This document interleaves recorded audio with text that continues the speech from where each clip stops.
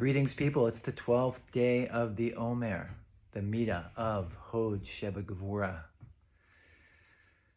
Hod, humility, submission, glory, acknowledgement, gratitude.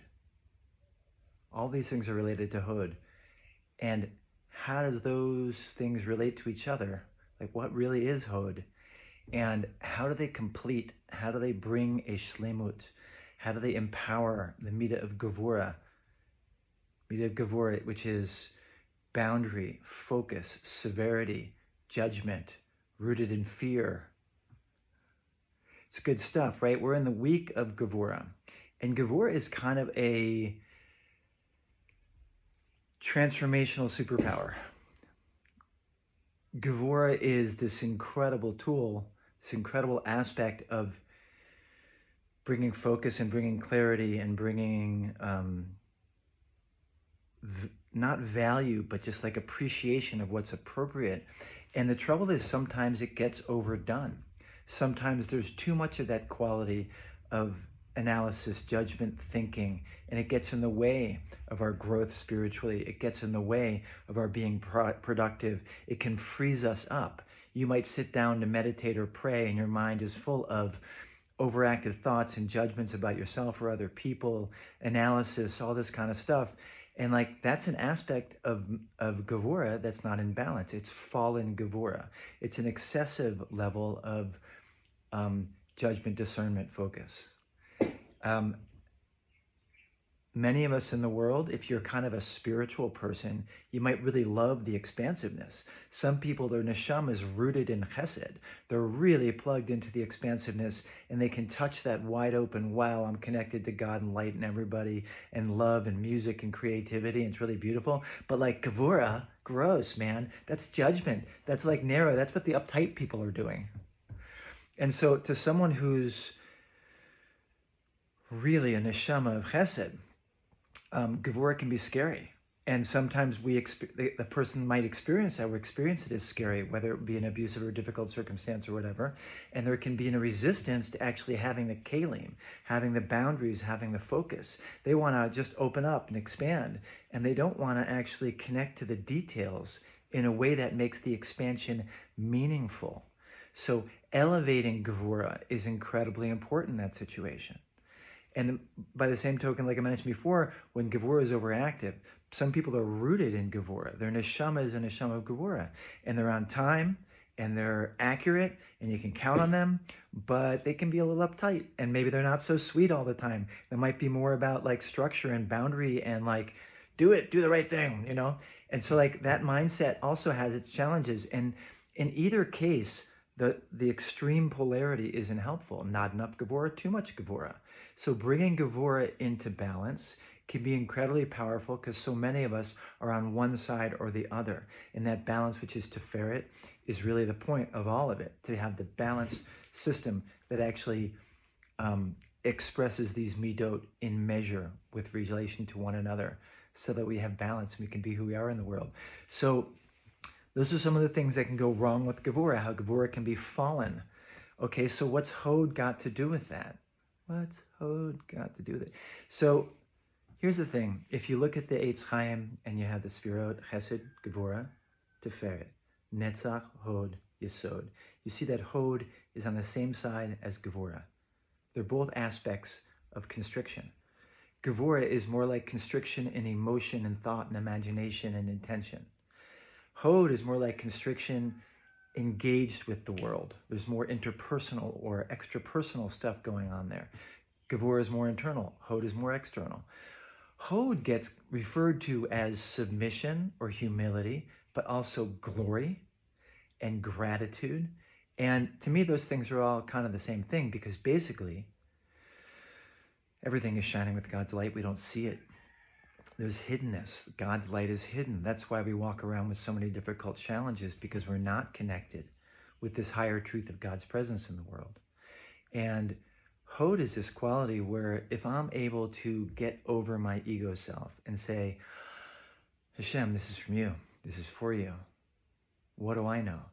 if I'm able to sort of give that over and concede to Hashem, yeah, you're the source, not me. I'm not the source.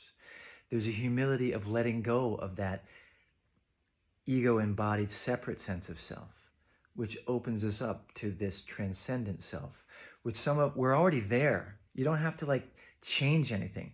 You're already there, but it's a question of becoming aware of it. You have an neshama, and the neshama is illuminating you. Most of us just aren't aware of it. And the meat of Hod, where we're actually intentionally saying, okay, I'm just going to let go of my self-absorption here. I'm not going to think it's all about me. I'm going to intentionally, consciously see where I can let go of my sense of it's all about me. And a lot of times we're doing the all about me thing without even being aware of it. So what happens is when we do that, when we let go into that constriction, we constrain ourselves, we restrict ourselves to let something more beautiful shine through, and that's the light of Hashem, and that's splendor. That's the shining aspect of Hod.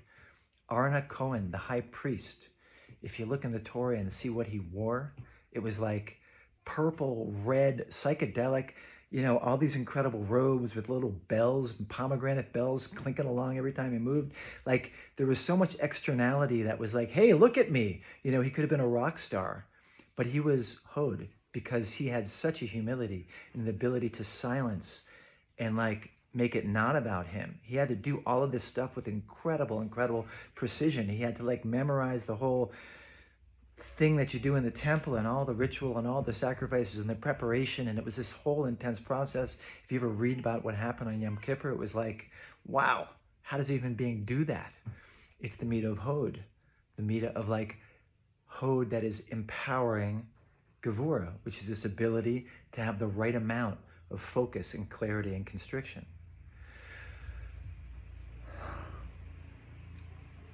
So the reflection, right? Obviously, these things are not easy to understand. You have to think about it and play with it and feel into it and see what you notice and see what you learn. It's a reflection that comes from your own kind of intellectual, analytical self. And then there's the meditation part. And the meditation part is really about how do I let go? How do I go further into a place of constriction? Right? Like, let's say you've got writer's block or you're trying to be creative and you can't. You're trying to get something done and you can't do it. Let's say that you're got all these great ideas and you're trying to make kalim for it. You're trying to make vessels for it so you can actually produce something in the world. And it's hard to do. And so gevurah can be out of balance. And the whole idea is let me let go of myself. Let me just reflect that Hashem is enlivening me and giving everything I need. Let me get into a meditative space where I say, Hashem, thank you. Thank you for this opportunity to come close to you.